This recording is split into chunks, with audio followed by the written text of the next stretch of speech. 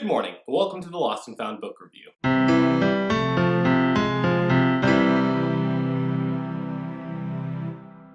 Religion is the go-to whipping boy in our modern secular discourse, often framed in this particular way.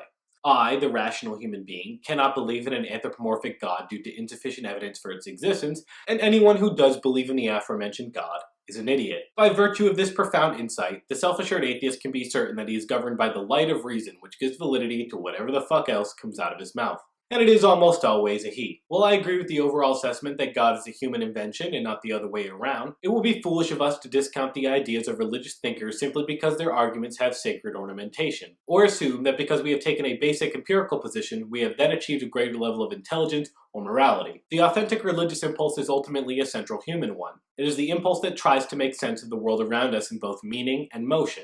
We want to know why we're here, why the world can be so cruel, and the significance of our existence. And we wish to know how the stars move, what brings about the tides and the physical properties of metal.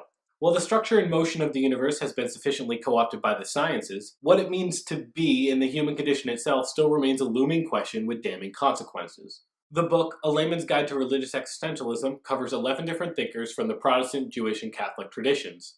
What binds these very different theologians and philosophers together are three things: a disillusionment with their contemporary religious institutions, in many cases as a result of the horrors of the world wars, the desire to place emphasis on subjective religious experience, and a diagnosis of the specific struggles and needs of a modern human. We'll take a look at three of these thinkers and some of the interesting things they have to say about us.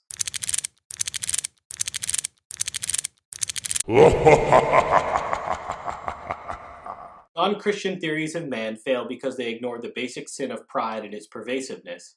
Only Christian theology, Niebuhr argues, has a hard-headed enough, tough-minded enough understanding of man to cope with his greatness and his perversity. If there's one insight from this book I want to walk away with, it's the concept of sin. Niebuhr argues rightly that 20th century history illustrates the profound arrogance of secularism, that the absence of religion could lead man to moral purification. And I would argue that the 21st century would only bolster his case. When one assumes the title of secularist, it does not mean that they have purged the human heart of its vainness, pride, and evil. The utopian theories of scientism, capitalism, and communism rely on the belief that human society can be perfected through establishing good institutions around people without acknowledging the individual conditions of the person themselves. Now, I don't agree with his conclusion that Christian theology is alone in acknowledging the frailties of human nature, but it is naive to think that institutions are sufficient in addressing the totality of the human condition, as it would be equally naive to think that institutions, in addition to all the other circumstances of life, do not shape our ability to make moral choices.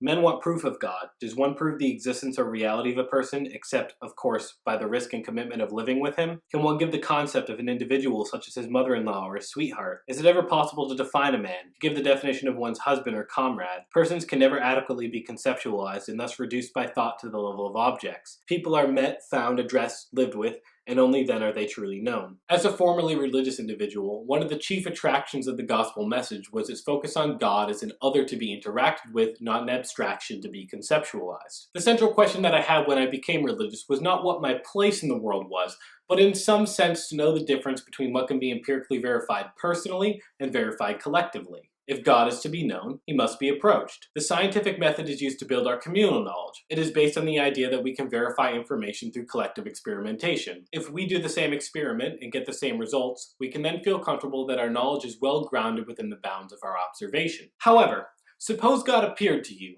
let you ask and answer questions, and gave you guidance in times of trouble. How could you empirically verify this with your neighbor? And because that person cannot prove it to someone else, does that mean it didn't happen? There are experiences I have had which I cannot deny. That is the answer I've received from every religious person I respect. They often struggle with the broader implications of those experiences, like why this experience was given to them and not someone else, or why their particular religious community is favored as opposed to others. But when pressed, their faith almost always boils down to a personal relationship with God based on sacred, subjective experiences. I personally sought after God for 2 years and decided that my experiences did not carry the necessary weight to continue the religious life. But in the end, you're entitled to make a judgment based on the evidence at hand for you.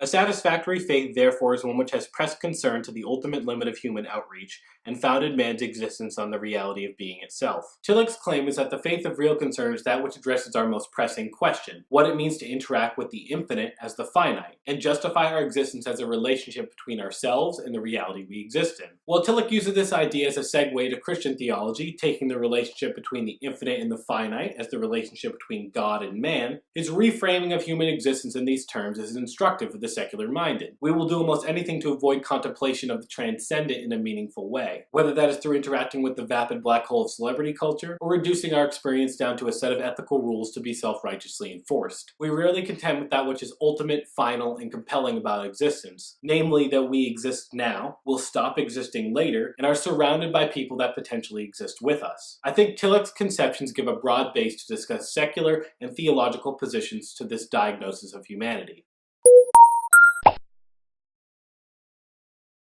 As a product of white middle-class suburbia, my perspective on culture and struggle is extremely limited. However, I do see a fascination by my own demographic with postmodern thought, especially nihilism, and a sense of despair at their ability to act. Because we were told that if we did well in school, graduated from college, and got a nice job, things would be alright. Well, things aren't alright, so what do? That's where existentialism enters, based on the potentially dubious assumption of free will, either our self-evident reality or our collective illusion. But if we take free will as a given, I think existentialism generally, and religious existentialism specifically, can be helpful. The world we inhabit is largely created by forces we have no control over, whether those be physical forces like gravity or social forces like culture. But it appears we do have some say in how we exist within those circumstances, by breaking a pencil, learning to dance, or changing our minds. I would say that religious existentialism implores us to not cop out, to face head-on the challenges of existence, and take our newfound skepticism as a tool to discern rather than an excuse for passivity, contend with both our internal nature and external coercions in a meaningful way, so that we can, in the end, have some faith that the world can be a better place than it is. Thank you for watching. I'll see you in a couple weeks.